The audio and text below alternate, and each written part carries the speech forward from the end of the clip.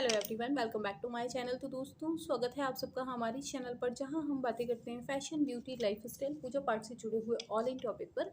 और मैं आपके साथ शेयर करती हूँ अपनी लाइफ का एक्सपीरियंस। हो दोस्तों, सबसे पहले तो आप सबको राधे राधे।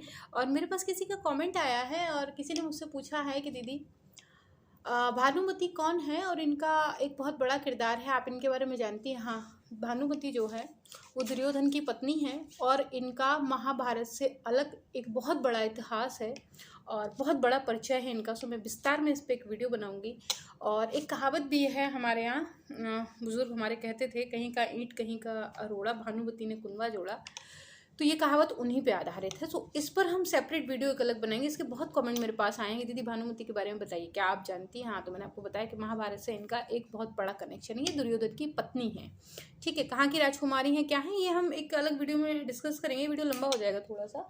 तो मैं अभी आपको बताती हूँ एकादशी के बारे में। निर्जला एकादशी साल की 24 एकादशी में से एक जो है एकादशी निर्जला एकादशी होती है।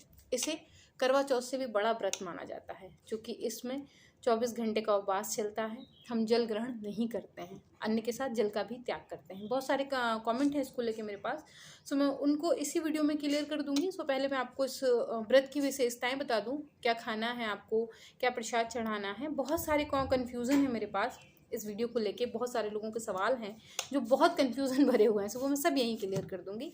सो वीडियो को पूरा ज़रूर देखिएगा, स्किप मत करिएगा। आप स्किप करेंगे तो आपको क्या होगा ना, अधूरी जानकारी मिलेगी, तो अधूरा ज्ञान अच्छा नहीं होता।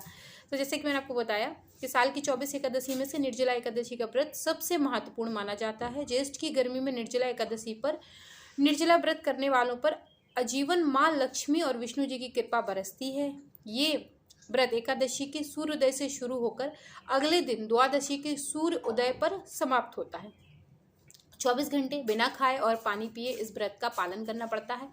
कहते हैं कि इसे करवा चौथ से भी अधिक विशेष माना गया है। निर्जला एकादशी व्रत करने वाले को वैवाहिक सुख, संतान प्राप्ति, धन में वृद्धि और तरक्की प्राप्त होती है। तो हम आगे चल के जानते हैं कि ये जो है कब शुरू हो रहा है। पंचांग के अनुसार ज्येष्ठ मास के शुक्ल पक्ष की एकादशी की शुरुआत 30 मई वर्ष 2023 को दोपहर 1:07 से शुरू होगी और ये तिथि अगले दिन 31 मई वर्ष 2023 दिन बुधवार को दोपहर 1:45 पर समाप्त होगी।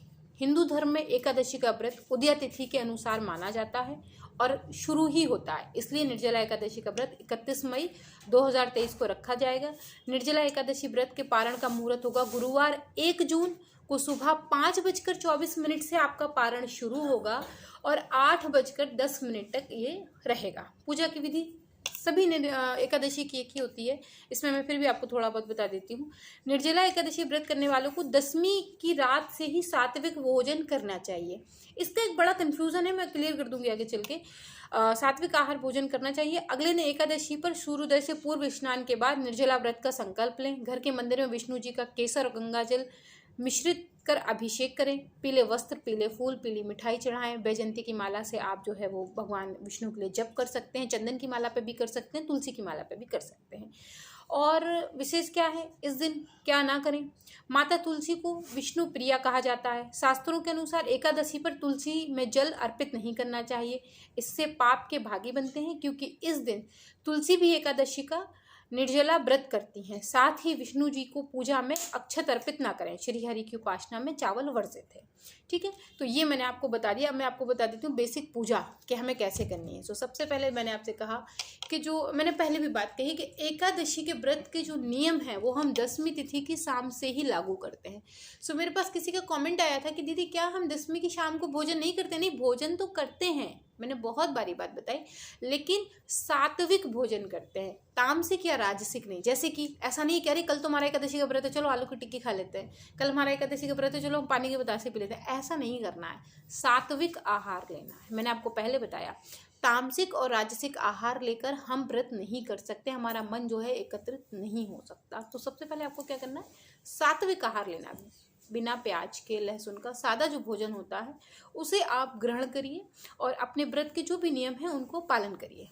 ब्रह्मचर्य का पालन भी किया जाता है, उसका भी पालन करें।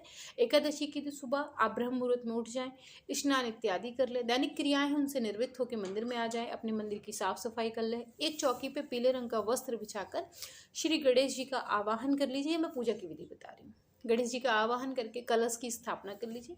आप नारियल कलश भी रख सकते हैं, दीपक कलश भी रख सकते हैं। श्री हरि विष्णु जी का या लड्डू गोपाल या शालिग्राम जी जो भी आपके पास है, या नहीं भी है फोटो है तो फोटो के साथ भी पूजा को संपन्न कर सकते हैं। तो सबसे पहले आपने गणेश जी का आवाहन किया, विधान के साथ, संपूर्ण विधि के साथ आप जो है पंचोपचार के साथ कलश का पूजन करिए। तिल से या गेहूं से आप एक लक्ष्मी जो है वो कमल बना लीजिए, लक्ष्मी कमल जिसे बोलते हैं, अष्टदल कमल भी बोलते हैं, वो बना लीजिए। उस पर एक पीतल का कलश रख लीजिए, तांबे का रख लीजिए, स्टील और लोहे का, प्लास्टिक का नहीं रखना है। और उसमें जल, गंगा जल डाल के लौंग से पाड़ी, इलायची, पान का पत्ता, पुष्प, कच्चा दूध और सर्वौषधि डाल के, पान के पत्ते, आम के पत्ते या केले के पत्ते जो भी हो, इन्हें आप खंबे में लगा लीजिएगा। ये पूजा से संबंधित जो भी पत्ते उपलब्ध हो जाए उन्हें पूजा में ज़रूर इस्तेमाल किया करिए। पंचपल्लव से कलश को सजा के कुमकुम चंदन वगैरह लगा के आप उसमें एक कटोरी में तिल भर के रख लीजिए और उसके ऊपर आप चाहे नारियल रख लीजिए, चाहे दीपक जला लीजिए। उसके बाद श्री हरि विष्णु जी का सादा जल में मिश्री मिलाकर आप इस दिन स्नान करवा सकते हैं। उसके बाद पंचामृत से भी स्नान करवा सकते हैं, सादा जल से भी स्नान करा सकते हैं, जो भी आपकी क्षमता अनुसार उपलब्ध हो उससे आप श्री हरि विष्णु जी का स्नान कराइए। स्नान करा के उनको वस्त्र पहनाइए, पीला चंदन, पीला जनेऊ, पीला कुमकुम, जो भी चीज़ें हैं उन्हें, पीला रंग बहुत प्रिय है सो पीले रंग की पुष्प की माला, पीले रंग का भोग जैसे कि केला आप भोग में लगा सकते हैं, लेकिन इस दिन खाया नहीं जाता। जिस किसी भी दिन हम जिस भी देवी देवता का पूजन कर रहे होते हैं उनसे संबंधित किसी भी वृक्ष को ना तो हम छेड़ते हैं, ना ही पत्ते काटते हैं, ना ही टहनी तोड़ते हैं, ना ही डंगाल काटते हैं, ना ही फल तोड़ते हैं। तो इसका ध्यान रखिएगा। आप प्रसाद में चढ़ा सकते हैं बाजार से लाके, ठीक है। इस तरीके से आप पूजा करके, भगवान की आरती करके, जो भी आपने फल वगैरह बनाया है, वो भोग बनाया है घर में, वो सब उनको अर्पित करके, और दिन भर जो है आप भगवान श्री हरि विष्णु जी की भक्ति में अपना मन लगाएं। चंदन की माला, वैजंती माला या तुलसी की माला पे श्री हरि विष्णु जी के जो भी मंत्र हैं उनका जप कर सकते हैं। विष्णु सहस्त्र नाम का पाठ कर सकते हैं, विष्णु चालीसा कर सकते हैं, बहुत सारी चीज़ें हैं जो भी आप करना चाहें। उसके बाद क्षमता अनुसार दान जरूर करें। इस दिन क्या दान करें? दान सदैव ऋतु के अनुसार किया जाता है। जैसे गर्मी चल रही है, घड़े का दान करें, चटाई का दान करें, बिछोने का दान करें, ठंडी चीज़ों का दान करें, खरबूजे का दान करें, तरबूज का दान करें, ऋतु अनुसार जो फल उपलब्ध है उनका दान करें, धन है तो धन का भी दान करें।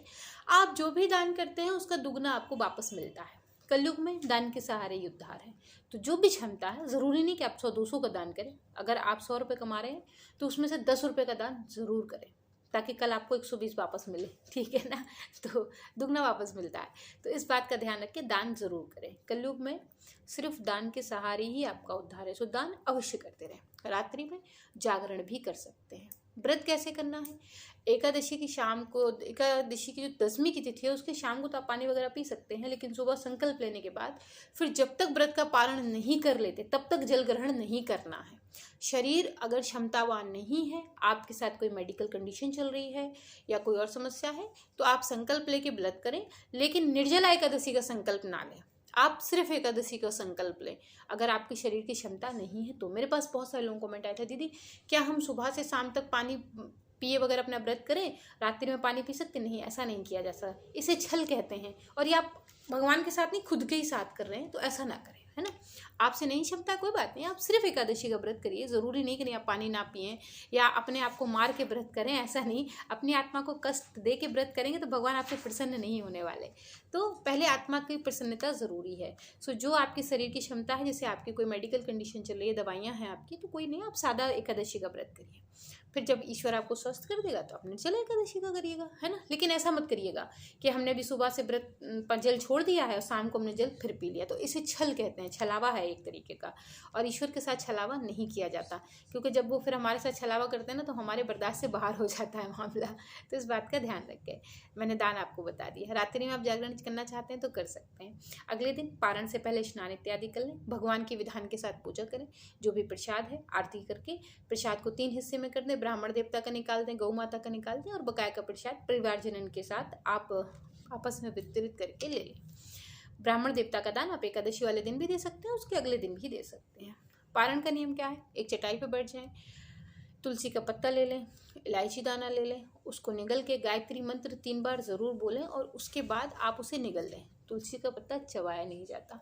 बहुत सारे लोग बोलेंगे दीदी गर्मी बहुत है, हमारी तुलसी मैया धूप में रहती हैं, जल नहीं डालेंगे तो सूख जाएंगी। तो आप एक दिन पहले उनमें अच्छे से जल डाल दीजिएगा और उससे क्या होगा, जब आप एक दिन पहले अच्छे से जल चढ़ा देंगे तो वो अगले दिन सर्वाइव करेंगे। आपको लगता है गमला कहीं ऐसी जगह रखा है जहाँ बहुत धूप है, तो आप उन्हें वहाँ से उठा के ऐसी जगह रख दें जहाँ पर छाए, तो एकादशी वाले दिन वो छाए में रहेंगी, कोई दिक्कत नहीं होगी, सूखेंगी भी नहीं। तो दोस्तों आशा करती हूँ कि ये वीडियो को पसंद आई होगी। पसंद आई तो मेक श्योर वीडियो को लाइक करिए, चैनल को सब्सक्राइब करिए, फ्रेंड एंड फैमिली के साथ शेयर करना बिल्कुल मत भूलिए। और मैं मिलती हूँ आपसे विद अ न्यू वीडियो। तब तक के लिए Hare Krishna, Radhe Radhe and bye bye.